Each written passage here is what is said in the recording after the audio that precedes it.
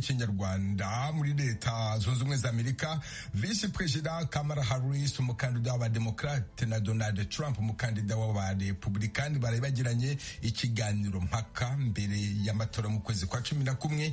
Ibyavugiwemo Edi Rwema.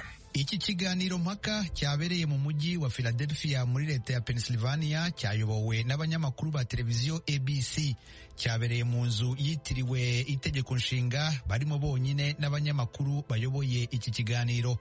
Impaka z'aba bakandida perezida mu kiganiro cyabo cya mbere zibanze ku ngingo z'ubukungu, uburenganzira bwo gukuramo inda, ibijyanye n'abimukira bambuka umupaka na Mexique binjira muri Amerika, n'ububanyi n'amahanga. Ni ku nshuro ya mbere aba bategetsi bahuriye hamwe mu kiganiro no mu ruhame, ntibaranavugana na rimwe. Vice President Harris yari amaze igihe muri leta ya Pennsylvania yitegura iki kiganiro mpaka. Ku ruhande rwa Donald Trump, ni ku nshuro ya gatatu yitabiriye ibiganiro mpaka nk'ibi bihuza abakandida perezida, dore ko ari ku nshuro ya gatatu agiye kwemamariza umwanya w'umukuru w'igihugu. Ku ikubitiro, abakandida bombi babajijwe imigambi yabo ku bijyanye n'ubukungu mu gihugu. Vice President Kamala Harris yahise ashinja uwo bahanganye Donald Trump kuba yarasize yubitse ubukungu bw'igihugu ubwo manda ye yari irangiye. Yagize ati, Donald Trump left us the worst unemployment since the Great Depression. Reka tuvuge ku byo Donald Trump yadusigiye. Donald Trump yadusigiye ubushomeri bukabije. Donald Trump yadusigiye icyorezo cyatikije imbaga mu buryo butarabaho mu myaka 100 ishize. Donald Trump yasize agabye igitero gikomeye cyibasiye inzego z'igihugu na demokarasi yacu, kuva igihugu kivuye mu ntambara yo gusubiranamo y'Abanyamerika. Icyo twakoze tugeze ku butegetsi ni ugukubura uwo mwanda yadusigiye. What we have done is clean up Donald Trump's mess. Mu kumusubiza, Donald Trump yashinje ubutegetsi Kamala Harris abereye Vice President gusubiza inyuma ubukungu bw'igihugu. Buri arabizi ko mu by'ingenzi nzakora no kugabanya imisoro, nkubaka ubukungu budadiye butajegajega nk'uko nabikoze bwa mbere. Twari dufite ubukungu bukomeye bwakubiswe hasi n'icyorezo. Icyorezo kitigeze kibaho kuva mu mwaka w'1917 cyaguyemo abantu miliyoni 100. Igihugu cyari kitarahura n'ibibazo nk'ibyo, ariko twabyitwayemo neza, tubasigira ubukungu buhagaze neza. Ikiganiro mpaka cyahuje Harris na Trump kibaye hasigaye amezi atagera kuri 2 ngo amatora yo ku ya 5 y'ukwezi kwa 11 abe. Indi ngingo yatinzweho cyane ijyanye n'ikibazo cy'abimukira bakomeje kwisuka muri Leta Zunze Ubumwe za Amerika banyuze ku mupaka iki gihugu gihana na Mexique. Kuri iyi ngingo, Donald Trump yashinje Vice President Kamala Harris ko afite uruhare rukomeye mu kudashakira umuti icyo kibazo cy'abimukira benshi yavuze ko baza mu gihugu gukora ibyaha no guteza akaduruvayo.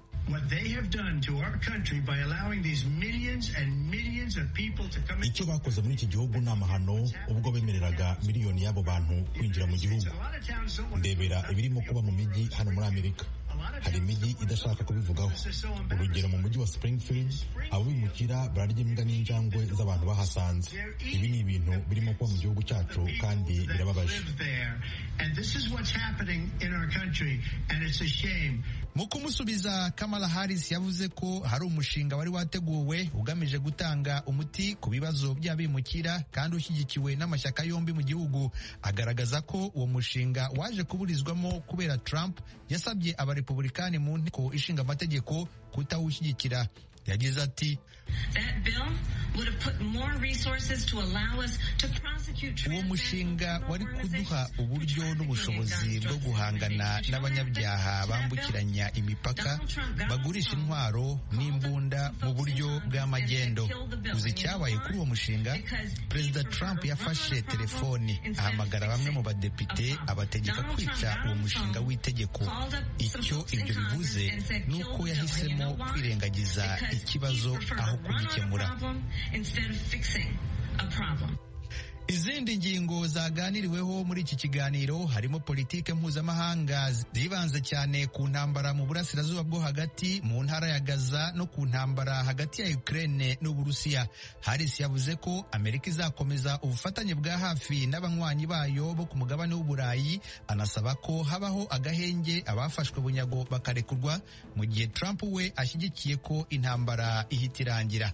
Urakoze Edi Rwema. Iyi nkuru mushobora kandi kuyikurikira ku rubuga rwa internet wa3 akadomo radio yacu VOA akadomo.com. Mu Rwanda urukiko rwategetse kuri uyu wa kabiri ko Germain Musonera wari ugiye kuba umudepite ku iturufu y'ishyaka FPR Inkotanyi nyuma y'amatora aheruka afungwa by'agateganyo mu gihe cy'iminsi 30 mbere y'urubanza mu mizi. Ubutabera bw'u Rwanda bumukurikiranyeho ibyaha bya jenoside. Kigali, Eric Bagirubusha. Ni icyemezo umucamanza mu rukiko rw'ibanze rwa Kiyumba mu karere ka Muhanga yafashe ababuranyi bombi batari mu cyumba cy'urukiko. Hagaragaye abiganjemo abavandimwe buregwa. Umucamanza yabwiye abari mu rukiko ko bitari ngombwa ko asoma imikirize y'urubanza mu ngingo zarwo zose. Yahisemo gusoma icyemezo gusa. Yavuze ko hari impamvu nkomezacyaha zituma Bwana Musonera akekwaho ibyaha bya jenoside n'ubufatanyacyaha kuri iki cyaha cya jenoside. Umucamanza yavuze ko hari impamvu zikomeye zatuma Musonera akurikiranwa afunzwe by'agateganyo mu gihe cy'iminsi 30 mbere y'uko urubanza rutangira kuburanishwa mu mizi. Mu cyemezo cye umucamanza yategetse ko Musonera afungirwa muri gereza yavuze ko yemewe n'amategeko, ariko ntiyatangaje iyo ariyo naho iherereye. Mu matora aheruka muri uyu mwaka w'ibihumbi 2024 Musonera nibwo yari agiye kwinjira mu nteko ishinga amategeko ku mwanya w'ubudepite, ariko aza gufungwa haburaga umunsi umwe. Abavandimwe be bari mu cyumba cy'urukiko ubitegereje ku masura basaga n'abumiwe. Nta na kimwe bishimiye kugira icyo batangaza ku cyemezo cy'umucamanza. Batubwiye ko muri make ntacyo bafite cyo kuvuga. Umunyamategeko umwunganira Janvier Ndaruhutse yavuze ko ntacyo yatangaza atarasoma inyandiko ikubiyeho icyemezo cy'umucamanza ngo amenye ingingo z'amategeko yashingiyeho. Avuga ko bizanasaba kubanza kuvugana n'uregwa kugira ngo amenye niba bashobora kujuririra icyo cyemezo. Mu myiregurire ya Musonera avuga ko kuba amaze imyaka 30 mu gihugu aho yahawe n'imirimo yo ku rwego rwo hejuru bigaragaza ko nta cyaha icyo ari cyo cyose yishinjaga. Musonera ufite inkomoko mu cyahoze ari komine ya Nyabikenke, mu cyahoze ari prefegitura ya Gitarama, mbere yo gushaka kuba umudepite yari umuyobozi mu biro bya minisitiri w'intebe. Ibyaha aregwa bikekwa ko yabikoreye muri aka karere kandiza akomokamo. Ubushinjacyaha bushinja Musonera icyaha cya jenoside n'icy'ubufatanyacyaha mu cyaha cya jenoside. Buvuga ko Musonera yari umukuru w'urubyiruko muri komine ya Nyabikenke. Bumurega uruhare mu rupfu rw'uwitwa Jean-Marie Vianney Kayihura.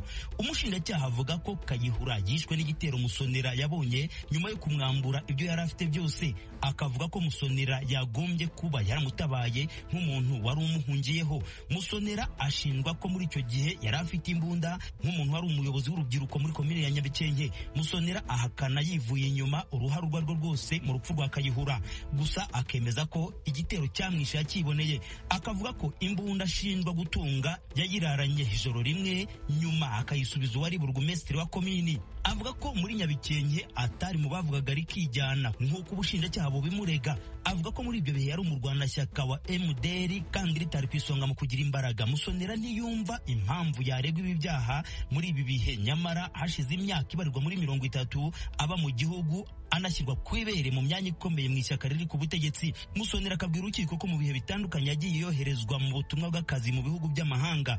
Kuri we yaba afite ibyo yikekaga ntiyagombye kuba yaragarutse mu rwamubyaye.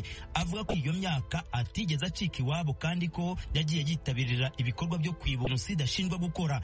Avuga ko mu kwezi kwa 7 1994 yafashwe akekwaho ibyaha bya jenoside nyuma y'icyumweru kimwe ararekurwa kuko nta bimenyetso byagaragaraga. Asobanura ko na nyuma yaho yatawe muri yombi akurikiranyweho gutunga imbunda mu buryo butemewe n'amategeko, ariko nyuma y'iminsi isaga 300 aza kurekurwa ari umwere. Kubw'umwunganizi w'umwunganira mu mategeko Janvier Ndaruhutse nawe akaburana avuga ko yagombye kurekurwa agakurikiranwa ari hanze. Asanga icyizere yari yaragiriwe n'igihugu mu gihe cy'imyaka ibarirwa muri 30 kitagombye guteshwa agaciro, cyagaragaza ko nta cyaha yakoze. Mu matora aheruka y'umukuru w'igihugu n'ay'abadepite, Musonera yari ku rutonde rw'abagombaga kwinjira mu ngoro y'inteko ishinga amategeko. Yari ku iturufu y'ishyaka FPR Inkotanyi riri ku butegetsi. Gusa ntibyamuhiriye kuko habura umunsi umwe gusa ishyaka ryahise rimukura ku rutonde rw'abadepite bagombaga kurahira ahita anatabwa muri yombi. Nyuma nibwo urwego rw'ubugenzacyaha mu Rwanda RIB rwatangaje ko rwari ruri kumuhata ibibazo ku byaha bya jenoside. Akabagira urusajwi rya Amerika imuhanga mu majyepfo y'u Rwanda. Ni hano dusoreje aya makuru y'iwanyu mu ntara, mwakoze kudutega amatwi. Dukomeje kandi gahunda yo gusigasira umuco karande n'ururimi gakondo, dore umugani uyu munsi imfuranzi. Iki kiganiro mpaka cyabereye mu mujyi wa Philadelphia muri leta ya Pennsylvania cyayobowe n'abanyamakuru ba televiziyo ABC. Cyabereye mu nzu yitiriwe itegeko nshinga, barimo bonyine n'abanyamakuru bayoboye iki kiganiro. Impaka z'aba bakandida perezida mu kiganiro cyabo cya mbere zibanze ku ngingo z'ubukungu, uburenganzira bwo gukuramo inda, ibijyanye n'abimukira bambuka umupaka na Mexique binjira muri Amerika, n'ububanyi n'amahanga. Ni ku nshuro ya mbere aba bategetsi bahuriye hamwe mu kiganiro no mu ruhame, ntibaranavugana na rimwe. Vice Perezida Harris yari amaze igihe muri leta ya Pennsylvania yitegura iki kiganiro mpaka. Ku ruhande rwa Donald Trump ni ku nshuro ya gatatu yitabiriye ibiganiro mpaka nk'ibi bihuza abakandida perezida, dore ko ari ku nshuro ya gatatu agiye kwiyamamariza umwanya w'umukuru w'igihugu. Ku ikubitiro abakandida bombi babajijwe imigambi yabo ku bijyanye n'ubukungu mu gihugu. Vice Perezida Kamala Harris yahise ashinja uwo bahanganye Donald Trump kuba yarasize yubitse ubukungu bw'igihugu ubwo manda ye yari irangiye. Yagize ati, Donald Trump left us the worst unemployment since the Great Depression. Reka tuvuge ku byo Donald Trump yadusigiye. Donald Trump yadusigiye ubushomeri bukabije. Donald Trump yadusigiye icyorezo cyatikije imbaga mu buryo butarabaho mu myaka 100 ishize. Donald Trump yasize agabye igitero gikomeye cyibasiye inzego z'igihugu na demokarasi yacu, igihugu kivuye mu ntambara yo gusubiranamo y'abanyamerika. Icyo twakoze tugeze ku butegetsi ni ugukubura uwo mwanda yadusigiye. Mu kumusubiza, Donald Trump yashinje ubutegetsi Kamala Harris abereye Vice Perezida gusubiza inyuma ubukungu bw'igihugu. Buri muntu arabizi ko mu by'ingenzi nzakora no kugabanya imisoro, nkubaka ubukungu budadiye butajegajega nk'uko nabikoze bwa mbere. Twari dufite ubukungu bukomeye bwakubiswe hasi n'icyorezo. Icyorezo kitigeze kibaho kuva mu mwaka w'1917 cyaguyemo abantu miliyoni 100. Igihugu cyari kitarahura n'ibibazo nk'ibyo, ariko twabyitwayemo neza, tubasigira ubukungu buhagaze neza. Ikiganiro mpaka cyahuje Harris na Trump kibaye hasigaye amezi atagera kuri 2 ngo amatora yo ku ya 5 y'ukwezi kwa 11 abe. Indi ngingo yatinzweho cyane ijyanye n'ikibazo cy'abimukira bakomeje kwisuka muri Leta Zunze Ubumwe za Amerika banyuze ku mupaka iki gihugu gihana na Mexique. Kuri iyi ngingo Donald Trump yashinje Vice Perezida Kamala Harris ko afite uruhare rukomeye mu kudashakira umuti icyo kibazo cy'abimukira benshi yavuze ko baza mu gihugu gukora ibyaha no guteza akaduruvayo.